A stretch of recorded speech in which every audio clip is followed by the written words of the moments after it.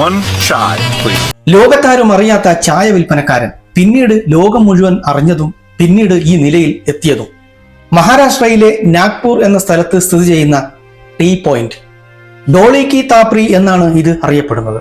1997 ജനിച്ച സുനിൽ പാട്ടീൽ എന്ന ഡോളി കുടുംബത്തിലെ കാര്യങ്ങൾ നോക്കാൻ 10ാം ക്ലാസ്സിൽ തന്നെ പഠനം നിർത്തിവെക്കേണ്ടി വന്ന ഒരാൾ. ഇതിന്റെ അവസാനമാണ് കഥയുടെ ട്വിസ്റ്റ് ആരംഭിക്കുന്നത്. Welcome back. നാഗ്പൂരിലെ VCA സ്റ്റേഡിയത്തിന് സമീപത്തായി സ്ഥിതി ചെയ്യുന്ന ഡോളി കി ടാപ്രി എന്ന ടീ ഷോപ്പ് എന്നാണ് ഇത് അറിയപ്പെടുന്നത്. ഇതൊരു ചായക്കട മാത്രമല്ല, ആകർഷകമായ ചേഷ്ടകൾ കൊണ്ടും ഒരു പ്രത്യേകതരം ചായ ഒഴിക്കൽ കൊണ്ടും ശ്രദ്ധേയമായ ഒരു വ്യക്തി. നീളമുള്ള ഹെയർ സ്റ്റൈലും സൺഗ്ലാസും ഒക്കെയാണ് ഇദ്ദേഹത്തിന്റെ വേഷം. ചായ സർവും കൊണ്ട് ഒരു പ്രത്യേക ഒരു വ്യക്തി കൂടിയായിരുന്നു. അങ്ങനെ ഒരു ദിവസമാണ് ഡോളി കി ചായവാലയുടെ ഹെഡ് റൈറ്റ് ചേഞ്ച് ആവുന്നത്. അംബാനി കുടുംബത്തിന്റെ മാരേജ് ഈവന്റിന്റെ സമയത്തായിരുന്നു ഈ സംഭവം നടന്നത്.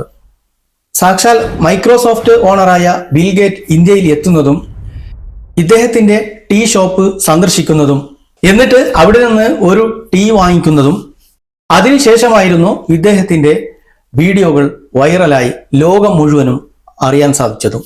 ലോകത്തിലെ തന്നെ 7ാമത്തെ ധനികനായിരുന്ന ബിൽ ഗേറ്റ് ആയിരുന്നില്ല കടയിൽ ചായയ്ക്ക് വന്നത് എന്ന് അദ്ദേഹത്തിന് പോലും അറിയാത്ത ഒരു കാര്യമായിരുന്നു.